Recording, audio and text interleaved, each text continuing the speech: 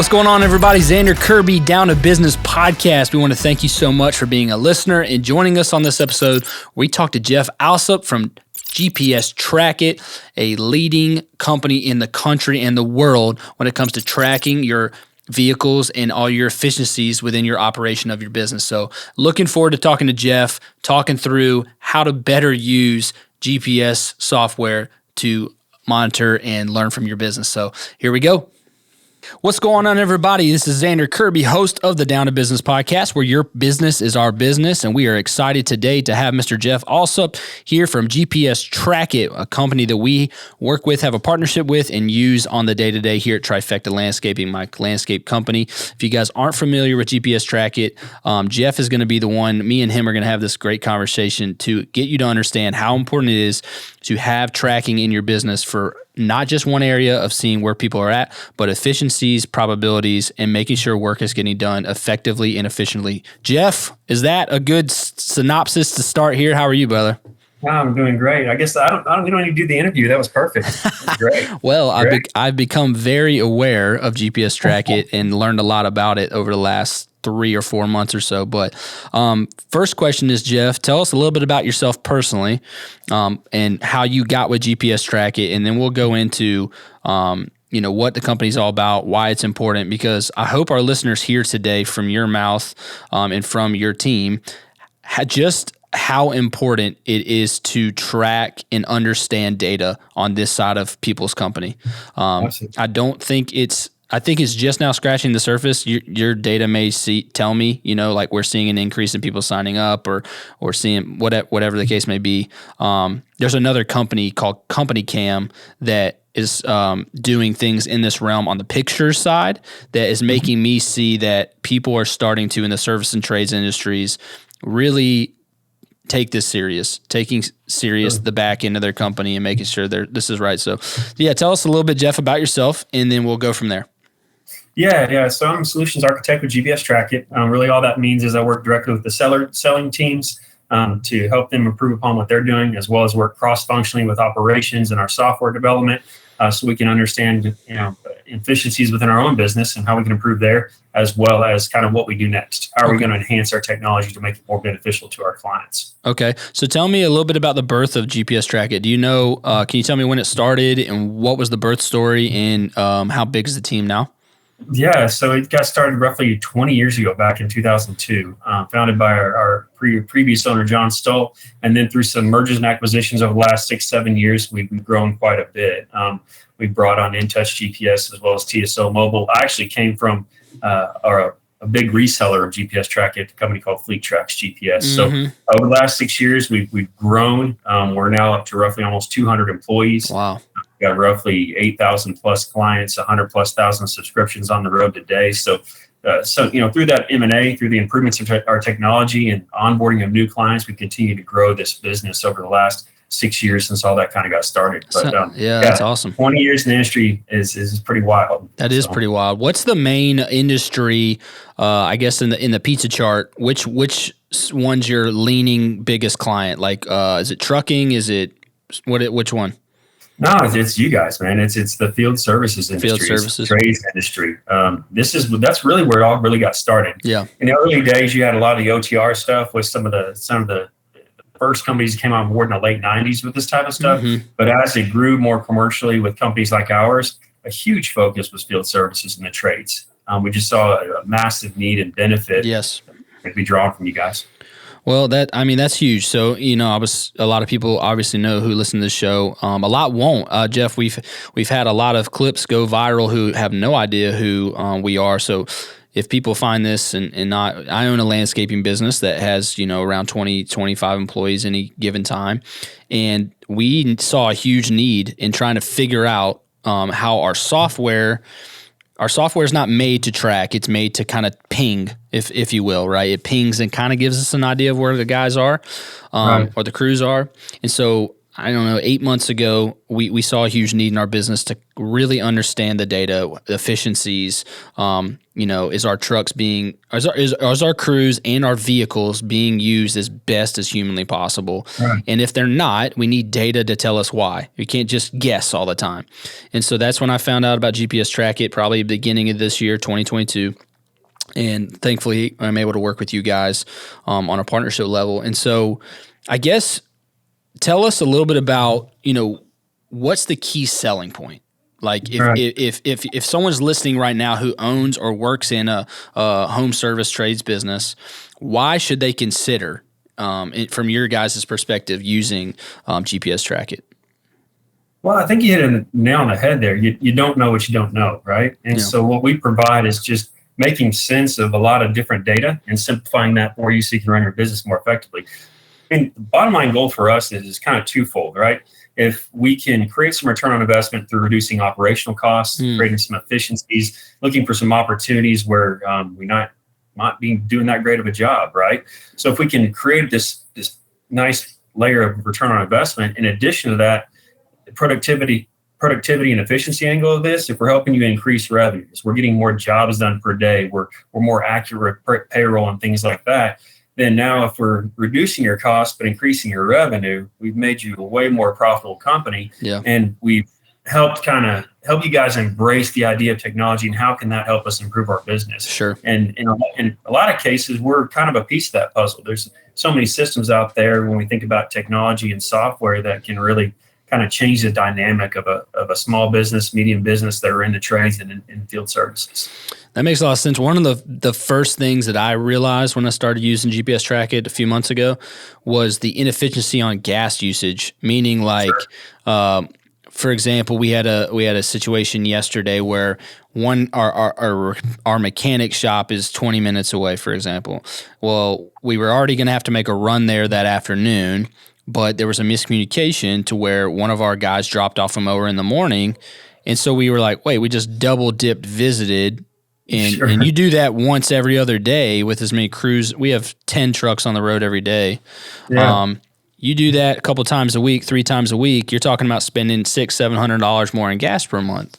Absolutely. And so that's been the first area that I noticed. The other one being, you guys have a couple cool features that I kind of want you to talk about here in a moment. And maybe I'll actually ask you about now. So one of the cool things about GPS Trackit is idle and stop times. And can you kind of, now it's a little confusing, I think, on paper when you read like the report. Explain to someone who is in a landscape or a AC repair how important it is to understand your stop and idle times and what that looks like on GPS Trackit, because I think that's one of the cooler features in my opinion. Yeah, no, absolutely. So let's start with idle time. You mentioned, I think about return on investment. One of the fastest and easiest ways to do that is through fuel reduction. Stop using the fuel you shouldn't be using. So unproductive fuel usage. That could be, like you mentioned, double dipping on trips, extended mileage that doesn't need to happen. But the number one thing is idle time. I love doing simple math for people. Every hour of idle time is approximately a gallon of gas used. Now we got to see a little bit of relief on gas prices. They're starting to climb again. So let's call it a $4 average. So if we're doing an hour plus per day, that's $20 per week. That's $80 per month in wasted fuel. Now multiply that by 10 vehicles. That's $800 a month. Now multiply it by 12, Crazy. Right? It gets exponential real quick. Yeah. So what we're doing is we're tracking that idle time. Idle time to us is the vehicle is stationary and left running. Now there can be a variety of reasons for that, right? Environmental reasons, right? It's hot or it's cold. We want to leave the heater on the truck. We want to leave the AC on the truck. We're going to finish up a job at a client's house. We're going to sit in the truck for 5 minutes and finish up our paperwork, right? And so that just continually adds up over time. And then you end up with this higher average, and you start thinking about that math I just did, and that hits your bottom line pretty hard, right? Right. So I think, yes, I think that's what I'm learning the most is if I have 2 to 4 areas of my company where I'm bleeding a little bit of money without knowing I'm dripping, so to speak. And I have $10,000 here in idle time. I have $8,000 here in cost repairs analysis that I'm not doing a good job of. You do that 3 or 4 times, you're talking about 35, 40 grand. Right. And for smaller companies, it could be 3 to 5 grand. Right. But you talk about doing that over a decade period. Now you're talking about $500,000 or $50,000, right? Whatever the percentages and the scalability of that is. But I think that's the direction that we at my company Trifecta, but just in the industries in general, in the home and service trades, we, for so long, a lot of my dad and mom owned a repair shop for 38 years, car repair shop. For a long time, it was just do good work, do good quality, get the checks and go home. And there wasn't really a lot of systems, processes, procedures thought about at all. Right. There's now, because of companies like yourself, companies like Jobber, companies, in this industry of software services, there is so much more conversation and data to be had. And I can't imagine the multi/billions of dollars that could be saved with companies like yours. Is that fair to say? Oh, absolutely. Yeah. Let's take that stop time example for you. And this works perfectly for your industry and especially the trades, right? Mm-hmm. You guys, being in lawn and landscape, you do different types of services, right? Yep. But knowing your business, you know approximately about how long each of those services should take. Yep. Right. So when we think about that idea of not only idle time and fuel waste, we think about stop time and productivity. So if a job you guys have metriced out that should take roughly an hour starts taking an hour and a half, that could potentially reduce the number of jobs you get done per day. Right. So when we think about efficiency and the length of stops, take that with an HVAC company or a plumbing company. They know about how long typically each job should take necessarily. So if we're able to monitor excessive stop times and streamline that a little bit better and making sure that our crews are staying on schedule, then we're going to get more done per day. And that just equals revenue. I mean, for whatever each lawn you get done, it's X amount of revenue. For a service-based or a trades company, pretty much all of them, if you show up to my house, it's a $50, $75 kind of evaluation fee, right? Yep. So if I get one more of those done per week, that's up to, let's call it $200 a month. Multiply that by your 10 trucks. Now you got a $2,000 increase in revenue right there, right. Just by being more efficient with potentially squeezing in that extra job or making sure we do complete our schedule for that day. So monitoring those stop times is important, especially if you have an idea of what you might consider an extended stop. Right. I think the second one you said, making sure the schedule gets done, that's the biggest one for most guys. It's not necessarily squeezing in one more, which is nice, but the worst thing to do is have one left over because then you start the next day. That's kind of the Achilles heel of the service and trades industry. Is right. It's what we call the domino effect. Is Monday. I actually tell my team I have a little hourglass on my desk. And I don't like the idea at times that the second Monday clock in starts, you have this schedule that you have to get done that week.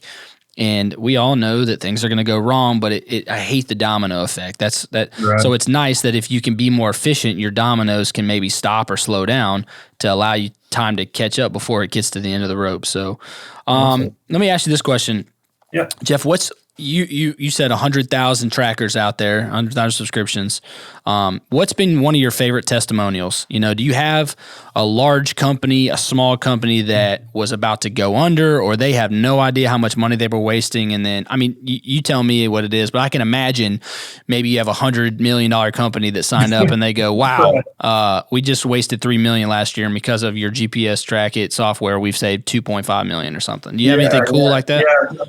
I actually got a quick couple for you. So in my early days, we had a rather large client. One of their big base of operations was here in Texas. Over the course of the first year, I got them onboarded, got them trained up. They started utilizing the system. And then by the end of that first year, we get a phone call from their corporate office, and they want us to fly up to meet with them because they're not understanding how they saved over $2 million in fuel in the first year. And it's things like that. Like, again, you don't know what you don't know until you start implementing these tools to get data, and then us help make sense of that for you guys and put it in real and monetize that data for you as far as where your loss is and where your costs are coming from and how we can improve upon that. That can make a huge difference. But one of my favorite stories is a company I signed up with us for about a decade, and they started with 10 trucks. And this was early 2000s. So this is when people were just kind of starting to embrace this technology. It was more of a luxury than it is more commonplace today for the most part, right? Yeah, before 2010, 2011, it was kind of an add-on. Yeah. I mean, this was like 06 or 07, right? Yeah. So these guys, they started with 10 trucks, and over the course of time, I grew that account up to 250 vehicles. Wow. Now, it's a phenomenal company, and then they had an amazing growth plan. And I think we played a big part in that just due to a couple different things, right? If you implement a tool like this, we talk about reducing costs, we talk about increasing revenues through efficiencies. And so that helps your growth, right? You're making more money, making more revenue. It gives your business the ability to expand. And watching that thing go from 10 to 200, and then how they utilized it. So they utilized our system, which a lot of companies do, is for payroll as well. So that was their big thing. And it became so integrated in their business that it's a situation where they can't live without it, because that's how they straight up did payroll. And with the amount of information we give you, the example for them was their guys, the clock started when they arrived at their first job, and they gave them 15 minutes after they left their last job. That was their payroll period, right? So we have reports that show that exact information for them to run accurate payroll. And here's another return on investment key here is we typically can see up to about roughly an hour per truck, per driver, per week in payroll savings, just because we have accurate start and end time data, right? Yeah. If your work hour is going to correlate to your payroll and to your vehicle usage, you've got a key metric there that we can leverage within the system for that as well. So really, it's about seeing that growth, right? When you take a company from 10 to 250 and you play a role in that, and that's a good feeling. The revenue they have, it's a fun thing to see for sure. That's awesome. So I guess the last question I have is, what's the future of GPS Trackit? What's the future of do you see anything coming down the pipeline? If someone's listening right now who's not using the service or is considering it, why do they almost absolutely have to? I don't like using the word like it's required almost, but right. How come it's that essential in your viewpoint? Yes, let's think about the early days, right? The early days, it was more of a luxury. It's kind of dots on a map, right? That's the iteration of it all is where are my guys? And that's obviously one of the number one reasons people buy a solution like this is it lets them know exactly where they are and where they've been, right? But it's just grown so much, the amount of feature sets and enhancements that we offer now, from tracking behavior, tracking fuel consumption, tracking things like idle time, tracking things like efficient routing, dispatching more effectively, things like that. The system has just continued to improve, enhance, and grow over time with better technologies, better ideas across our industry.